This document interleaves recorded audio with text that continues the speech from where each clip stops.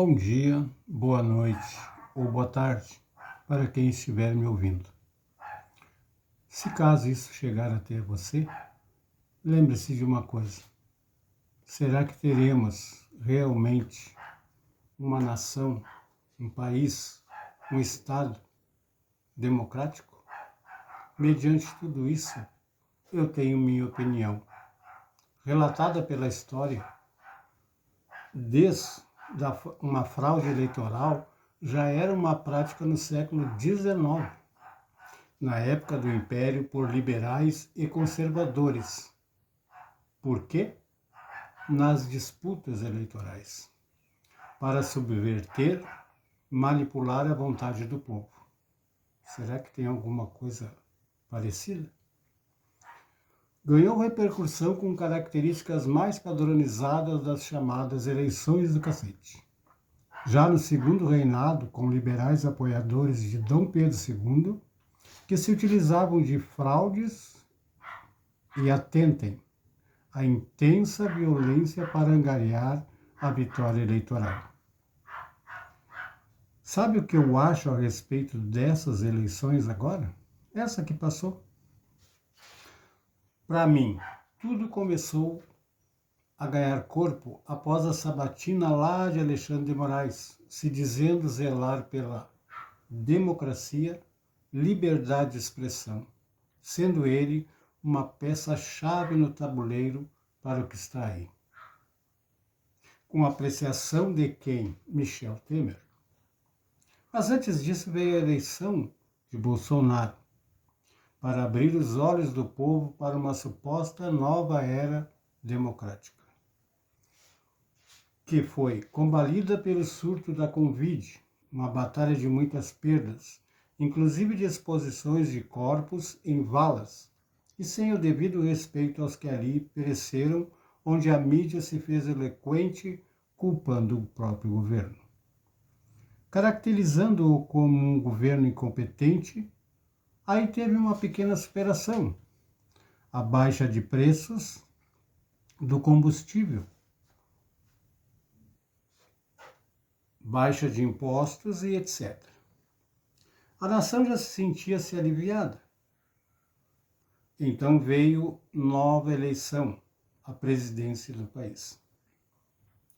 Pouco antes, o STF, em nome do ministro Edson Fachin, anula as ações penais contra o ex-presidente Lula. Aí então se dá o verdadeiro imbróglio político, onde entra Alexandre de Moraes, a peça-chave, censurando tudo e todos que falassem mal do ex-presidente e até quem tivesse opiniões diferentes do ministro. Era antidemocrático. Eleições realizadas, vitória de Lula. Aí então veio o 8 de janeiro, protestos, invasão, vandalismo e o ataque contra prédios públicos, o chamado golpe. Diga-se de passagem, sem armas, sem as forças militares, ou seja, sem dar um tiro. O chamado golpe, diga-se de passagem, sem armas, começa então o regime ditatorial totalitário, com prisões e sem o devido processo legal, censura nas redes sociais, prisões políticas e uma morte de um dos presos do 8 de janeiro, Clesão. Isso que a PGR solicitou sua soltura preventiva devido à sua comorbidade.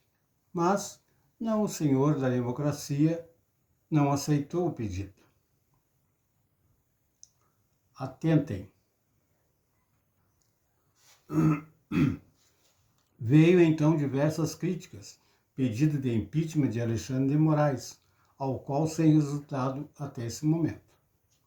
Foi colocado então mais uma peça no tabuleiro. Flávio Dino.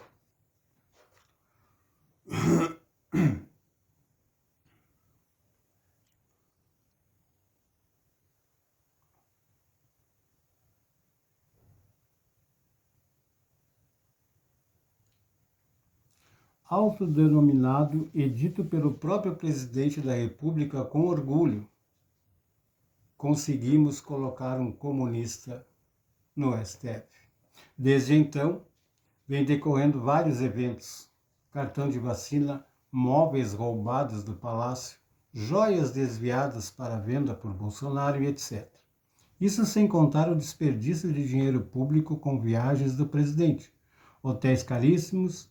Então, o anão diplomático que se transformou, dando apoio e se solidarizando com povos ditatoriais.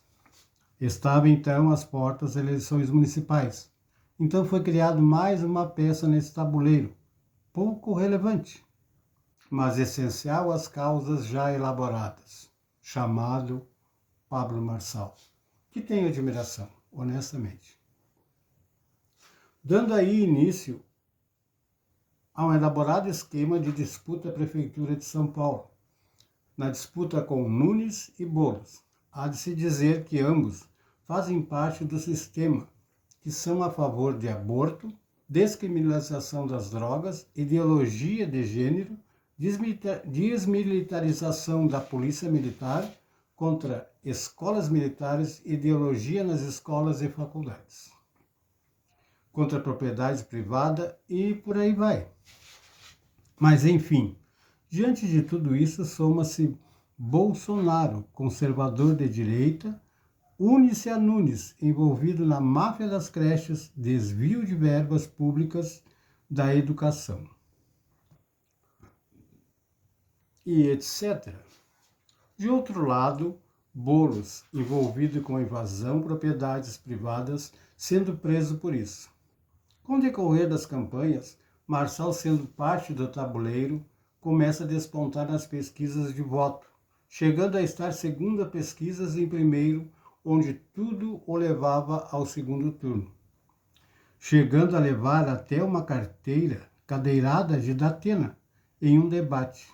Enfim, parecia que diante de todos os fatos seria eleito, pois estava com suas redes sociais suspensas, censuradas, sem verba pública e sem tempo de TV e rádio. Estava ali então o novo prefeito de São Paulo.